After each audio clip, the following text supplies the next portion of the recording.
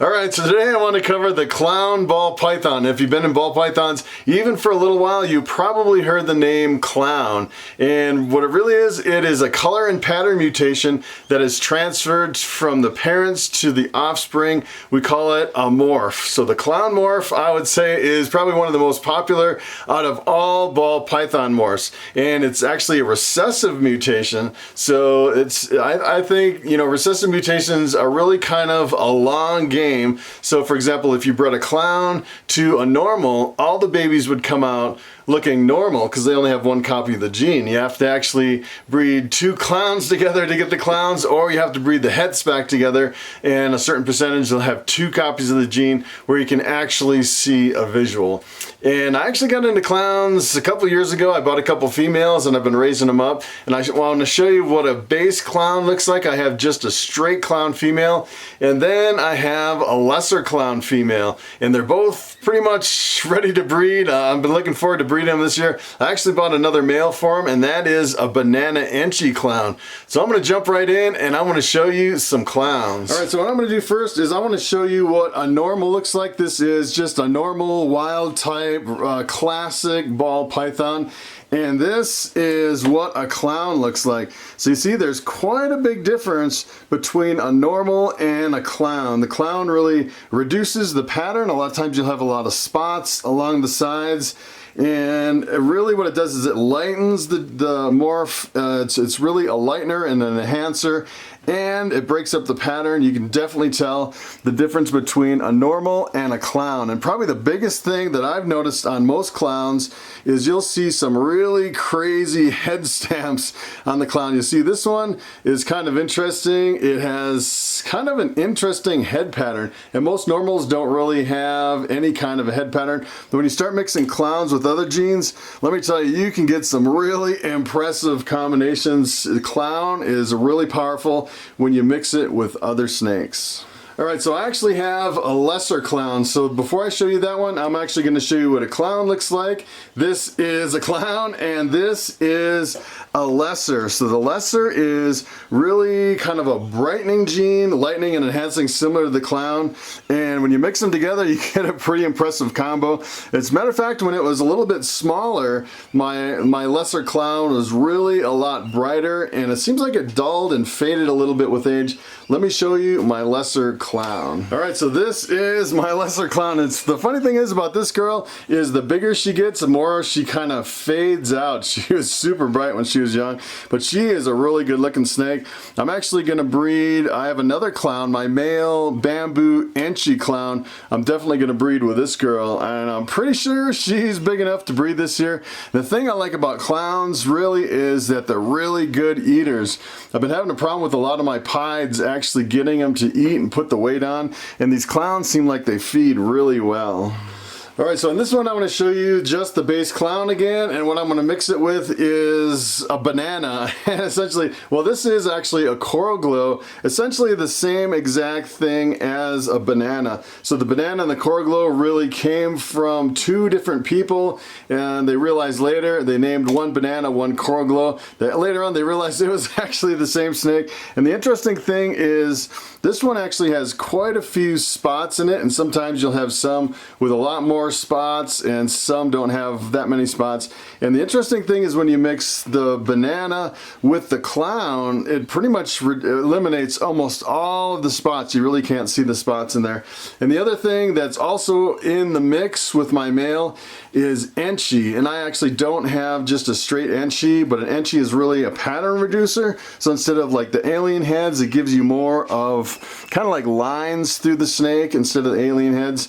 So let me show you what a banana clown Enchi looks like. Alright, so here it is. This guy is pretty small, but essentially is just from last fall. I bought him on the internet on Morph Market. I put him in quarantine for about 5 weeks and just pulled him out today. He is really beautiful.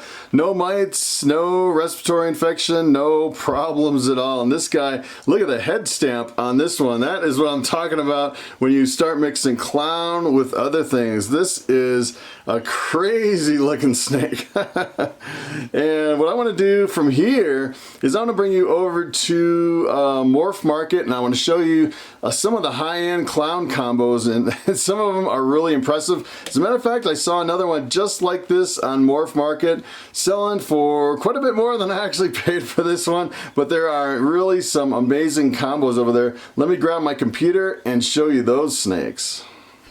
All right, so I'm over here on morphmarket.com, and if you haven't been to Morph Market, let me tell you, there are tens of thousands of ball pythons over here on Morph Market. You can find just about anything, and if you start shopping over here, you'll probably end up buying some snakes. So what I did here is I actually sorted by the morph clown here, just by the single gene. It's a single recessive gene clown. I sorted by the most expensive, and I sorted for sale and sold. So this is all the clowns that have ever been listed on Morph Market. And if you see up at the top here, there was 5,064 clown ball pythons that were sold and for sale on Morph Market. And I have to say, it's probably one of the most popular morphs of all times. Let me tell you, if you want patterns and colors and some crazy head stamps with incredible prices, clowns are where it's at. And you can get into clowns at the low end. I think they're like, $300 probably. You can pick up a clown. I didn't actually sort at the lowest, but I'm thinking that's pretty much where they start.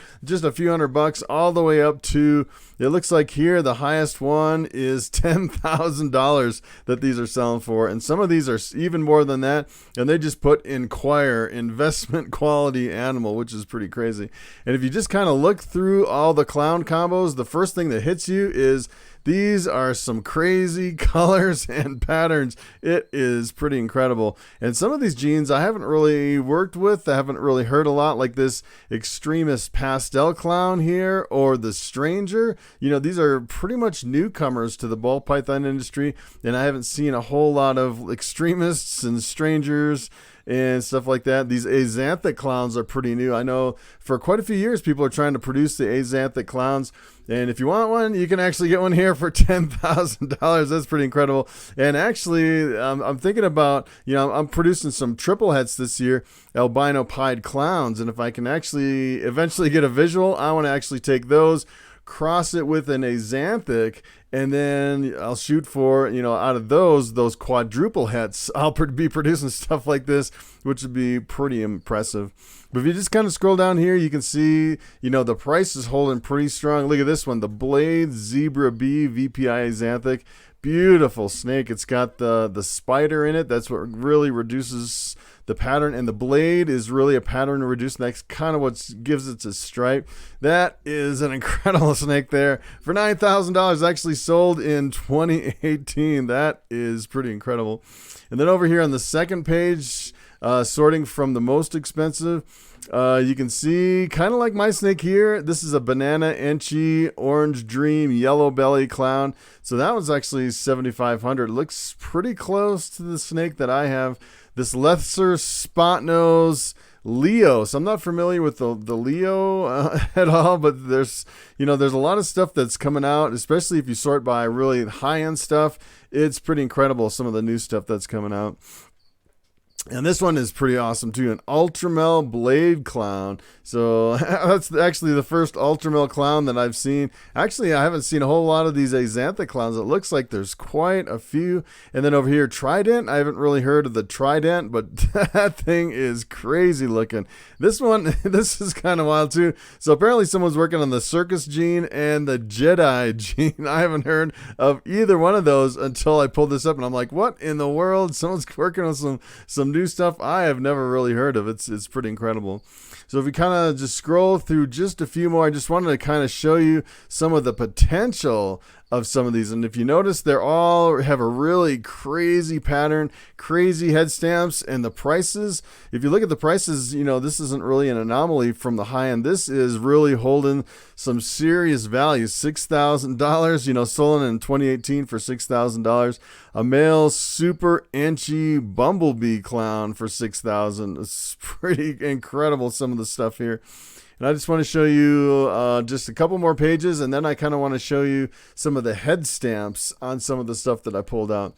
So this is it's kind of interesting if you look at how the pattern is really reduced on some of these. The funny thing is I'm convinced that there's like two or more different lines of enchi. And sometimes when you see like an enchi clown or like a blade clown, sometimes the enchi really reduces it, and sometimes like an enchi is like really super reducing.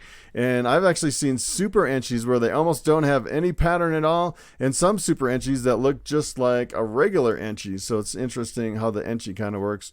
And then this one's kind of interesting. The lavender clown, the albino doesn't really get changed a whole lot. I would say that's probably not as impressive as the lavender albino clown, because it pretty much just looks like a lavender albino with just a little bit of pattern change on it. This one I haven't actually worked with the trident, but you can see this is a really crazy pattern on the side of the clown. As a matter of fact, I've seen a lot of just straight clowns with a lot of spots on the sides, and then some that have just like a regular clown pattern. And this is cypress mixed in with the leopard, which is pretty cool. So this one, the spot nose leopard clown, this is actually called the Batman, kind of the nickname for this one. It is a really impressive snake. I'm not sure if I want to get into the Batmans. This one's actually $5,000, so some of them are really expensive to actually get into. The champagne, this is the first time I've seen a champagne enchi pastel clown. That looks pretty wild. I'm going to come over here just one more page real quick, and you'll see that there's a lot of banana stuff in here. You mix the banana in. It's kind of interesting that sometimes the banana kind of fades it out, and sometimes the bananas really make it pop. So take a look at this banana enchi clown. This is essentially my snake right here, and there's two females selling for $4,500 a pop. That is pretty crazy, and that is not what I paid for mine. I actually paid quite a bit lower than that for my banana enchi clown male. But you never know. Sometimes you see some lower price ones. Here's a banana enchi clown, and sometimes it's really supply and demand. So if all the ones for a couple $1,000s sell, and the only one that's left is up here for $4,500, sometimes you're forced to actually shell out the cash if you want it that year. It depends on the year, and it depends on the supplies. And a lot of these, I'd say, some people are just producing just a few of any certain morph. Sometimes you'll see one. I was actually waiting for my my pinstripe pied for about 2 years before I actually picked her up, and she's a pretty picky eater. I'm not sure if I'll ever get up to weight, but it took me quite a while to actually get that snake. So take a look. I kind of wanted to show you real quick some of the different head stamps. If you are into head stamps, clowns are where it's at. And by head stamp, I mean the different patterns and different colors and patterns on the heads. And I would say clown probably brings out the head stamps more than any other morph out there. And this one, you can almost look at it and say, this kind of looks like a poodle on the head here, standing on a little heart. And you can kind of look at, maybe a face here or something. I mean, you look at some of these head stamps, and it is pretty incredible what's actually out there in the clowns. Look at this head stamp on this axanthic clown. It's almost like just little spots all over the place, which is kind of quite interesting. And then on this one, this is probably the most incredible. This looks like the top of like a wrought iron gate or something, the top of a gate. And you can kind of look at them, and this on the bottom kind of looks like an acorn or something down here. I mean, you can kind of get carried away with figuring out all the patterns. And some people say, if you breed one thing to another, a lot of times these head stamps are reproducible. So for example, this is the trident blade clown. And if you're breeding this with something else, you produce another trident blade clown. Really, the key to identification is the head stamp. A lot of times, if they have a certain combinations of genes, you can positively identify the genes in the mix by what the head stamp looks like. I thought that was pretty interesting. And this one is interesting too, the Circus Jedi yellow belly. So, I haven't really worked with the Circus of the Jedi, but it's kind of interesting to see how it really jumbles up the pattern on the top of the head. That is pretty cool. And look at the pattern on this one. This is weird. It's just like, this almost looks kind of like a scaleless head right here with this little spot. It's kind of interesting. And this isn't really a symmetrical pattern. I'd say it's kind of odd that it's not symmetrical. I'd say in most cases, most of them are. This is actually one of the first highway clowns that I've seen. This is a fire highway clown. It's pretty impressive. And, you know, the highway stuff is pretty hard to get because it's gravel and yellow belly, which are really subtle morphs. You mix them together and it really pops. And then you add the fire and the clown on top of it. That is a crazy snake. Let's take a look at just how much this one is. This one is $6,000. Yeah, that's you know, that would be really tough to reproduce too, because the yellow belly gravel is allelic, so you just can't breed this back to a clown. Essentially, if you breed it back to a clown, you'll either get yellow belly or gravel. You won't get both, so it'll be pretty tough to actually reproduce this snake, and that's probably why it's pretty high in price. And this one, I didn't think the lavender albino with the clown was that impressive, but take a look at the head stamp. This is a really neat head stamp. I really love the head stamp, and that really identifies. You can definitely tell there's clown in there because of the head stamp. And I would say if you're breeding for like a clown to a head clown, you wonder if you actually hit the clown. I would say look at the head. If it has a crazy head stamp, then you got a pretty sure bet that you've actually hit the visual clown. All right, so I'd say that clowns are probably the #1 snakes as far as, you know, being able to mix different combinations, really have some crazy colors and patterns and head stamps. And the other thing I really like about clowns is that there is a high demand for clowns. You know, it's funny, when I started getting into ball pythons, I was like, why is this clown selling for so much? And everybody wants clowns, and it's because you look at all the high-end combos and there's really some impressive stuff. Once you start working a lot of the other genes into the clown, it's pretty impressive. And the thing I really like about it is that you can go all the way from a relatively inexpensive snake for a few $100 and then breed it into other clown combos and really produce some really incredible high-end snakes. I don't know what Bobby's doing here, right in my face. Crazy snake. But anyway, I would highly recommend, if you're thinking about getting into the clown project, I would definitely invest in that project. So that's pretty much it. Thanks for watching, and I will see you next time.